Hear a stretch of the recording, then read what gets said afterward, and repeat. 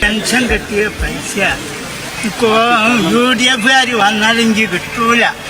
നിങ്ങൾ തന്നെ വരണം. എന്ത് പറ്റി അപ്പൂപ്പ? ഏറി നിറങ്ങില്ലേ ഇതുവരെ? ഇനിയാണ് ഇതിലെ മാരക ട്വിസ്റ്റ്.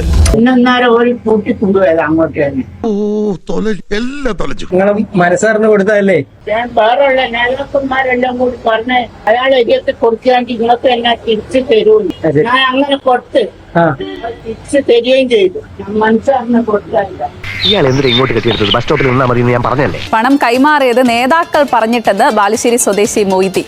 എന്തെന്ത് മോഹങ്ങളായിരുന്നു, എല്ലാം പാഴായി പോയത്. പെൻഷൻ നാടകം അഭിനയിച്ച നടൻ തന്നെ അത് പൊളിച്ചു കളഞ്ഞു. MV ഗോവിന്ദന് പണം നൽകിയാൽ തിരിച്ചു തരുമെന്ന് പറഞ്ഞിരുന്നു. പണം നൽകുന്ന ദൃശ്യങ്ങളൊക്കെ വൈറലായിരുന്നു. കുടിക്കാൻ പൈപ്പിലും വെള്ളമില്ല, കുറെ കെറ്റിലും വെള്ളമില്ല. സകല കമ്മി നാടകങ്ങളും പൊളിഞ്ഞു തുടങ്ങുകയാണല്ലോ സഖാക്കളെ.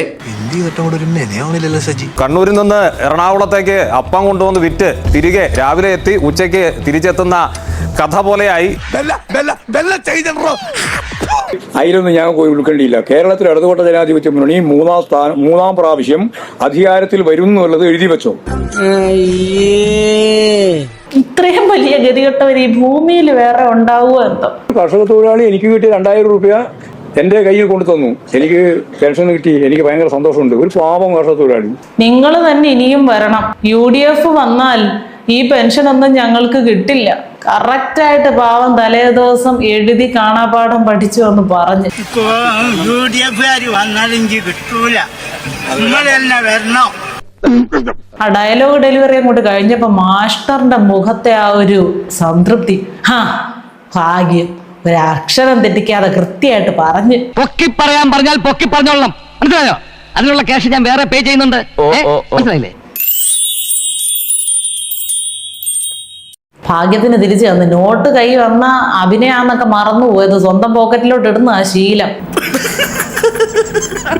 ആ പാവം കർഷകരോട് ഞാൻ ബഹുമാനത്തോടു കൂടി ആ 2000 രൂപ വാങ്ങിയിട്ട് ഞാൻ തിരിച്ചു വരുമ്പോൾ ആ 2000 രൂപ അദ്ദേഹത്തിന്റെ പോക്കറ്റിൽ ഇട്ടു. നിങ്ങൾ തന്നെ ഉപയോഗിച്ചോ. ക്യാമറയിലൊക്കെ കറക്റ്റായിട്ട് ആ ക്ലിക്ക് കിട്ടിയിട്ടുണ്ട് കേട്ടോ, പോക്കറ്റിലേക്ക് പൈസ ഇടുന്നതും. കൈരളിയും ദേശാഭിമാനിയും ആ കാഴ്ചാ വസന്തം ആഘോഷിക്കുകയായി. പാവപ്പെട്ടവനൊപ്പം തുടരും, പാവപ്പെട്ടവന്റെ പോക്കറ്റടി തുടരും.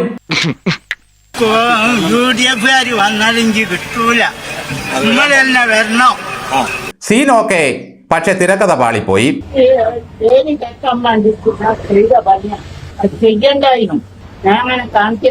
പാവം സിനിമയിൽ അഭിനയിപ്പിക്കാന്ന് പറഞ്ഞ് എങ്ങാണ്ട് സ്റ്റാർട്ട് ആക്ഷൻ ഒക്കെ പറഞ്ഞ് അവിടെ കയറ്റി നിർത്തിയതാ കേട്ടോ. പുള്ളിക്കാരൻ വിചാരിച്ചു ഇതിനോടകം പുള്ളിക്കാരൻ സിനിമാ നടനായി ആളുകളൊക്കെ ഓട്ടോഗ്രാഫിനും ഫോട്ടോ എടുക്കാനും ഒക്കെ പുറകെ കൂടുമെന്ന്. ഇപ്പതേ നിലത്തോട്ട് ഇറങ്ങാൻ സമയമില്ല ഇനി.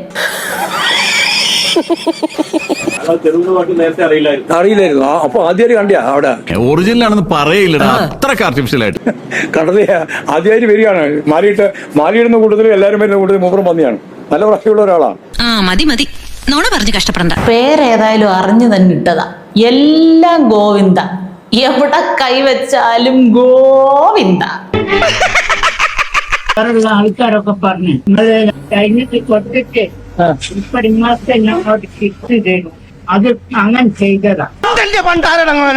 കടലിൽ കിടന്ന കോണാനടുത്ത് കഴുത്തി ചുറ്റിയല്ലോ ദൈവമേ. പറ്റിയത് പറ്റി, ഇനിയിപ്പോ എന്ത്?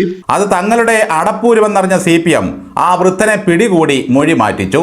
എന്റെ സമ്മതപ്രകാരം ഈ പാർട്ടിനോട് വലിയ കൂറുണ്ടായിട്ട് എല്ലാം ഞാൻ ചെയ്തതാണ്.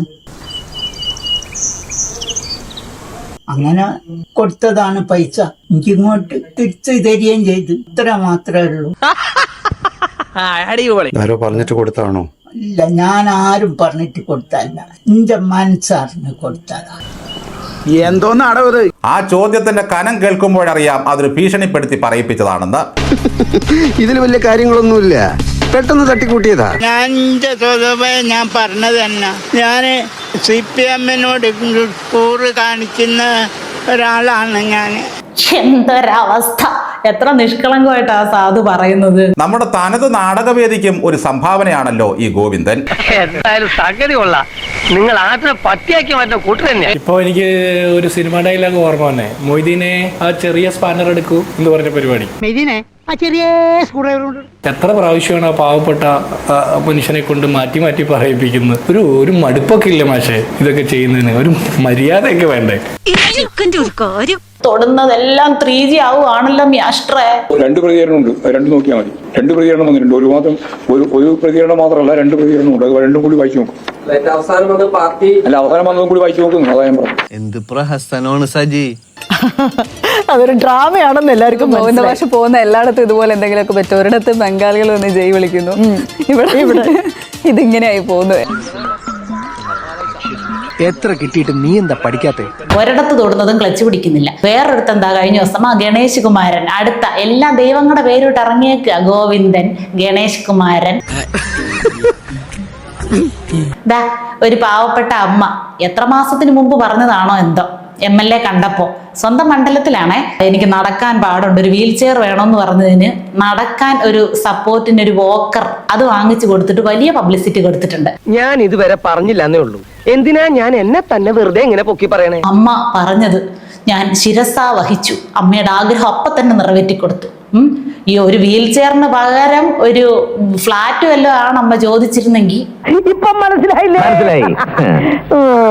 എന്തെല്ലാം മനസ്സിലാക്കാൻ കിടക്കണം. ജനങ്ങളുടെ കോടിക്കണക്കിന് രൂപ എടുത്ത് പന്താടുകയാണ്, സുഖിക്കുകയാണ്. അതിന്റെ ഇടയ്ക്ക് ഒരു 10,000, 5,000, 6,000 രൂപ മുടക്കി ഒരു സാധനം വാങ്ങിച്ച അതിന് കൊടുക്കുന്ന ഒരു ഹൈപ്പ്. എന്നിട്ട് പറയാണ് നമ്പർ 1 ആണ്, നമ്പർ 1 ആണെന്ന്. നമ്പർ 1 ആണെന്ന് നാട്ടുകാർക്ക് തോന്നണ്ടേ? നിങ്ങൾ സ്വയം ഞാനാണ് നല്ലതെന്ന് പറഞ്ഞിട്ട് കാര്യമുണ്ടോ? ഇതാണ് ഞാൻ പറഞ്ഞത്, തനിക്ക് എന്തോ കാര്യമായ കുഴപ്പമുണ്ട്. പഞ്ചാര വർത്തമാനം കൊണ്ടും പുന്നാര വാക്കുകൾ കൊണ്ടും പൈങ്കിളി പ്രവൃത്തി കൊണ്ടും വീണ്ടും ഭരണത്തിൽ കരയേറാനുള്ള എന്തെല്ലാം അടവുകളാണെന്നോ. ഇതിനൊക്കെ റിയാസ് മന്ത്രി തന്നെ കേട്ടോ ബെസ്റ്റ്. ഈ ഒരു മേഖലയില് റിയാസെണ്ണം മിന്നി തിളങ്ങുക കിടന്നുണ്ട്. എന്നെ പൂഴ്ത്തി പറയുന്നത് എനിക്ക് ഇഷ്ടമല്ല കേട്ടോ. ആളുകളുടെ ഇടയിലൊക്കെ കിടന്ന് വരകയല്ലേ. കൊച്ചു പിള്ളേരെങ്കിൽ പിള്ളേരുടെ സെൽഫി, പാട്ട്, കൂത്ത്, കയ്യടി. ബിന്ദു ചേച്ചിയൊക്കെ അതിന് മിടുക്കിയാണ് കേട്ടോ. കൊടന്ന് പാട്ട് പാടുക, ഡാൻസ് കളിക്കുക, ആടിപ്പാടുക എല്ലാം ചെയ്തോളൂ. നിങ്ങളൊക്കെ ആ ഒരു ഇതിലേക്ക് വരണം. കുറച്ചുകൂടെ ഒക്കെ കഴിവ് പുറത്തെടുക്കണം. ചുരുക്കത്തിൽ രാഷ്ട്രീയത്തിന്റെ നാടകവൽക്കരണത്തിനാണ് നാട് ഈ തിരഞ്ഞെടുപ്പ് കാലത്ത് സാക്ഷ്യം വഹിക്കുന്നത്. മൊയ്തീനെ ഇനിയെങ്കിലും ആ വഴിക്ക് വിട്ടേക്കാം. കാര്യങ്ങളൊക്കെ ആളുകൾക്ക് ബോധ്യപ്പെട്ടിട്ടുണ്ട്. എന്നാൽ ഇമാതിരി ഊളത്തരമൊക്കെ ഏതവന്റെ തലയിലാണോ ഉദിക്കുന്നത്? പിണറായി ഭരണത്തിന്റെ അന്ത്യമാം രംഗത്തിലേക്ക് നമ്മൾ കടന്നിരിക്കുകയാണ്.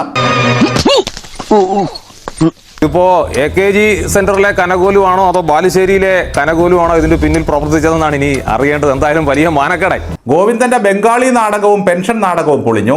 എന്നിട്ടും താത്വികമായ അവലോകനങ്ങൾക്ക് യാതൊരു കുറവുമില്ല. ഞങ്ങൾക്ക് നമ്മളെല്ലാം രാഷ്ട്രീയ പ്രവർത്തനം നടക്കുന്നത് PR-ന്റെ രീതിയിലല്ലോ. അധികം നിന്ന് വാചകം അടിച്ച നിന്റെ അണ്ണാക്കിൽ ഞാൻ 12 ഒരു ഒഴിക്കും. എന്തൊക്കെ തള്ളലായിരുന്നു, എന്തൊക്കെ തള്ളല്. അതിനെയാണ് PR എന്ന് പറയാ. മനസ്സിലായ? തന്റെ തലയിൽ വല്ലതും ഉണ്ട്. ഗോവിന്ദൻ വായ തുറക്കാതിരിക്കാൻ വല്ല പശയും പ്രയോഗിച്ചാൽ കുറച്ച് സീറ്റുകൾ ഉറപ്പിക്കാം. കഴിഞ്ഞ പാർലമെന്റ് തെരഞ്ഞെടുപ്പ്, അതിനുശേഷം നടന്ന നിയമസഭ ഉപതെരഞ്ഞെടുപ്പുകൾ, അതിനുശേഷം നടന്ന പഞ്ചായത്ത് തെരഞ്ഞെടുപ്പ്, ഇതെല്ലാം ജനങ്ങൾ സർക്കാരിനെ വിലയിരുത്തി വോട്ട് ചെയ്ത് അവരെ പരാജയപ്പെടുത്തിക്കൊണ്ടിരിക്കുമ്പോൾ മൂന്നാമത് ഈ സർക്കാരിന് ഊഴം കിട്ടുമെന്ന് പറയുന്നയാളെ രാഷ്ട്രീയ അലവലാതി എന്നല്ലാതെ എന്താ പറയാ? മുഴുവൻ ഇപ്പൊ പറയണില്ലേ, ബാക്കി നിനക്കറിയാലോ.